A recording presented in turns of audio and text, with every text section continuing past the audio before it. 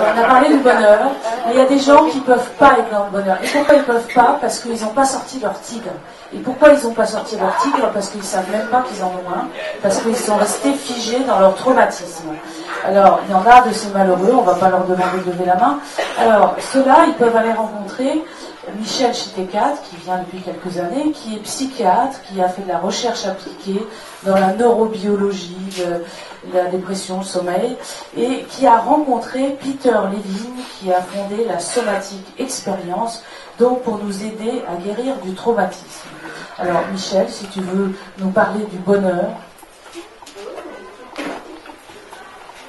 Oui, bonjour à tous. Donc je vais parler du bonheur par une voie tout à fait particulière, qui est la voie du malheur. Parce que, vous savez, je suis psychiatre et je suis fier de l'être. Il paraît qu'il n'y en a pas beaucoup, mais moi, je trouve que c'est un très beau métier. Et effectivement, il y a malheureusement peu de gens qui viennent à mes consultations en disant: docteur, je suis vraiment un homme extrêmement heureux aujourd'hui, j'ai envie de dépenser 75 € pour partager avec vous mon bonheur. Et essayer de le rendre encore plus important. Peut-être ça va arriver un jour. Mais...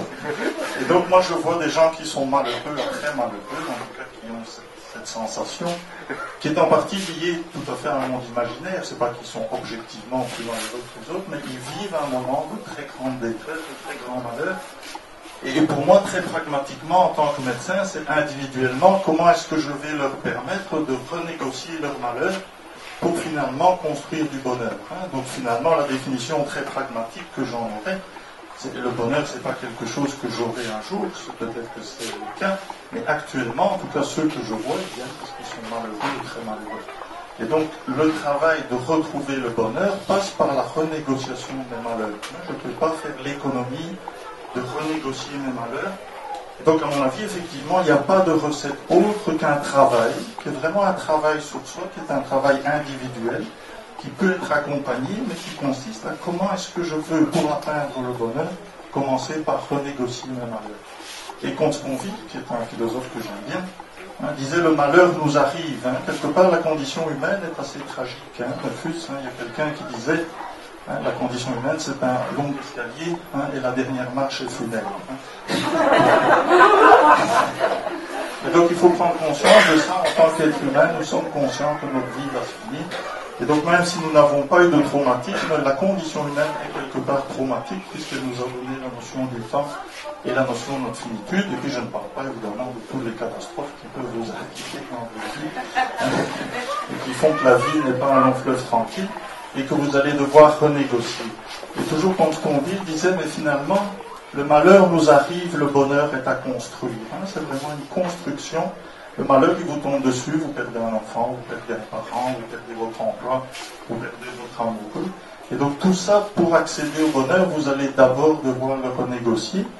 Et donc finalement, les gens arrivent, ils sont en disharmonie, en conflit insoluble, ils sont figés, ils sont coincés, ils sont sans espoir, et vous allez devoir transformer ça pour qu'ils retrouvent finalement ce qui est en tout cas la définition pragmatique du bonheur, c'est-à-dire de se sentir fluide, en harmonie, etc. En sachant que, bien entendu, le bonheur, c'est une forme d'équilibre, et un équilibre, comme le nom l'indique, c'est quelque chose qui n'est jamais acquis. Et donc, non seulement votre bonheur, vous allez mettre beaucoup de temps à le retrouver, vous n'êtes pas sûr de le retrouver, parce que même si vous y travaillez beaucoup, ça ne dépend pas réellement de vous de le trouver. Vous pouvez travailler beaucoup pour mettre en place les conditions du bonheur, mais le résultat n'est pas acquis. Et en plus, le résultat est impermanent.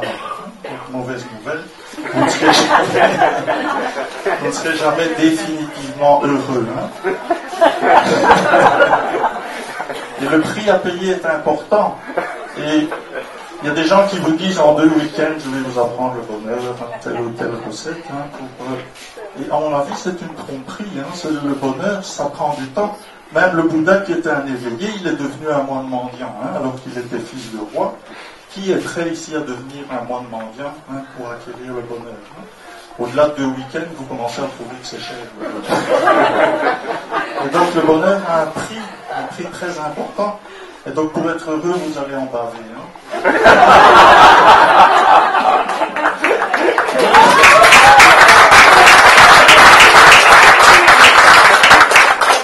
Et donc c'est un long travail. Et une autre citation que j'avais lue hier, on a dit, le bonheur n'est pas une illusion. Hein. L'idée que c'est facile, ça c'en est tout. Hein. C'est vraiment important de comprendre ça. Hein. Ça va demander beaucoup de temps. Hein. En soi, c'est pas une illusion, mais l'idée que vous l'allez avoir facilement, ça c'est une très grande illusion. Hein. Donc c'est un travail qui demande beaucoup de courage. Hein. Devenir un moine mendiant quand vous êtes un fils de roi, ça demande beaucoup de courage. Hein. Ça demande beaucoup de courage. Et là, il y a, hein, comme Confucius, un philosophe que j'aime beaucoup, comme vous voyez, il disait, pour avoir le bonheur, vous avez besoin du courage. Et pour avoir du courage, vous avez besoin d'un minimum de bonheur. Et donc, il terminait, en tout cas, moi j'avais terminé un petit texte en disant, eh bien, ce que je vous souhaite, c'est d'avoir suffisamment de bonheur pour avoir le courage de chercher le bonheur. Merci.